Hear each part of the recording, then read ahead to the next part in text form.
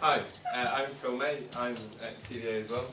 I'm just sharing a lesson that I did with my sixth form students to show them the link between the unit circle and the cosine and the sine curve.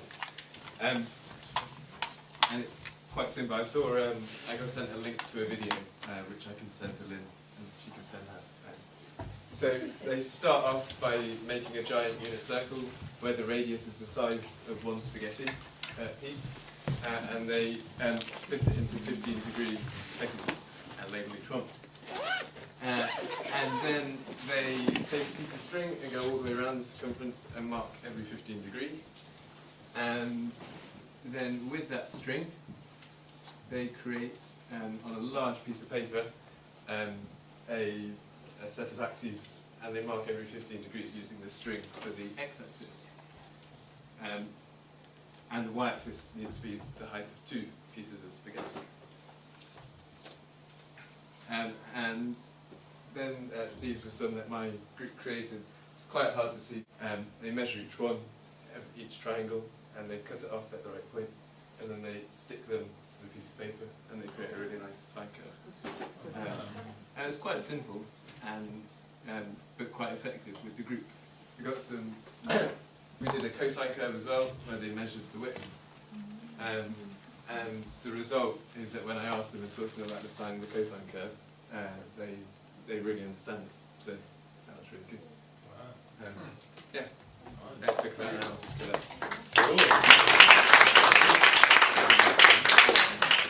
Okay, good afternoon everyone. I'm Kevin Millard, I work here at the Voyager. There's a few resources that, not to be used in classrooms so much, but to help you and perhaps your departments with looking at levels and recording of levels and assessment. So the first thing I just quickly want to show you is something called the learning grid. I put this together a long time ago when I first started teaching because I wasn't sure what level a particular topic or task was. So I might be teaching something like frequency diagrams, and then somebody had done okay on that, and I thought, what shall I take them to next? Oh, move on to histograms with frequency density, obviously a big mistake. So here, with the learning grid, every single learning objective is levelled with the level here, from 1 through to 10. I'll put this on the Dropbox rather than talk about it all afternoon, but all the way through, every single learning objective, as you can see, is levelled. So the 100 number here refers to the QCA level of the task.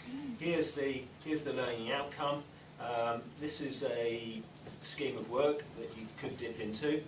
This refers to page numbers within a certain book. Across here, you've got the My Maths tasks that are relevant to each learning outcome.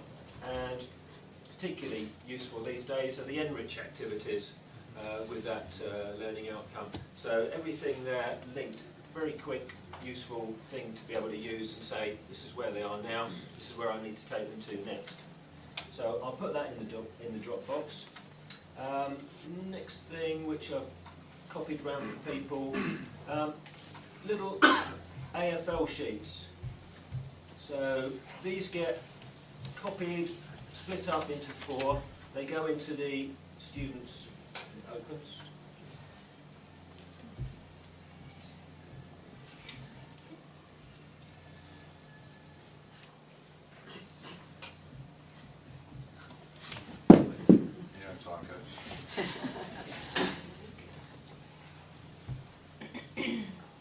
So I think that's the one.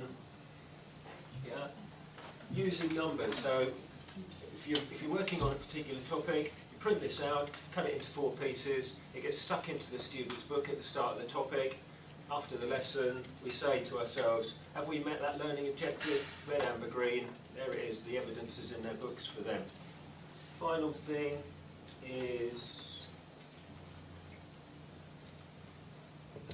who likes marking? Anyone like marking?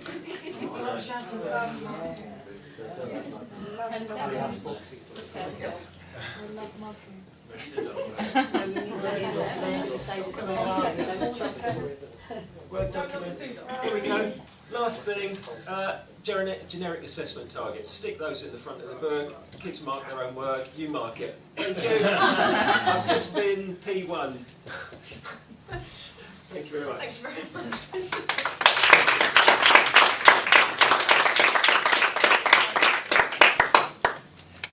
Right. World's fastest ever. 5-minute maths plan is something that you may have seen the 5-minute lesson plan from Teacher Toolkit online. I've changed it and developed it a little bit just to fit in with what I wanted. I wanted people to start putting in things like links to other topics. So getting kids to realise that there are links between the topics that we do, and it actually links with the stuff they learned last week and the stuff they learned last year and the stuff they're learning next week, and start to put those things together. Stuff like, this is kind of our literacy box. Key questions, so what actually makes them think, not just do, but think. So what if this happened?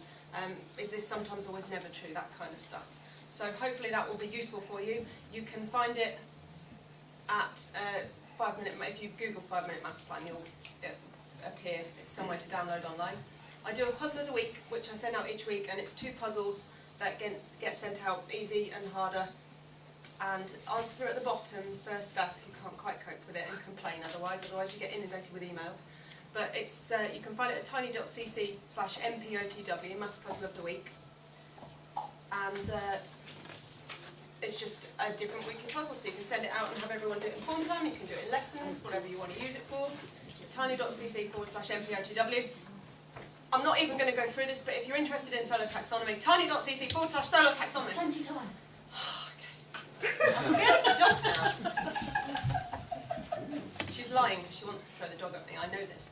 I did a little book of emergency maths lessons, which is free to do on iTunes. It sounds much more impressive than it actually is, I promise. But it's just little, so you've got a cover lesson and you've got a teacher who you're thinking, I'm not really sure they're going to be able to cope with this. It's really, really prescriptive. It gives you levels at the top, but they're all kind of investigation-y tasks. They're all literally pick up and do. So you could walk in there as a non-maths teacher, pick it up and go, right, this is what you've got to do, go for it. There are handy hints on there, it's all leveled, that kind of stuff. It doesn't really have assessment criteria in, but it's free. If you want assessment criteria, I should start charging you. But free to download on iTunes. I've also done, in collaboration with lots of lovely people on Twitter, a collection of rich tasks for maths, which you can find at tiny.cc/rich tasks.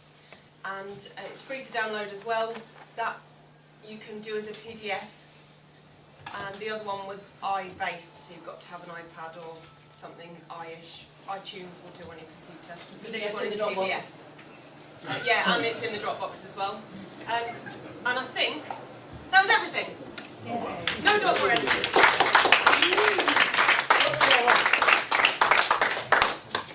So before we go, for those of you that don't know, the very lovely Lynn Webb is escaping shortly. So I figured while we're all here to show our appreciation for her awesomeness, we should.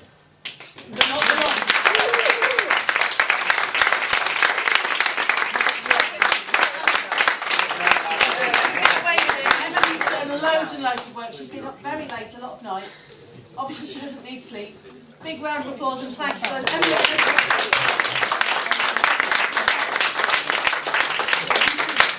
We're just looking to see who's going to host the next one in May.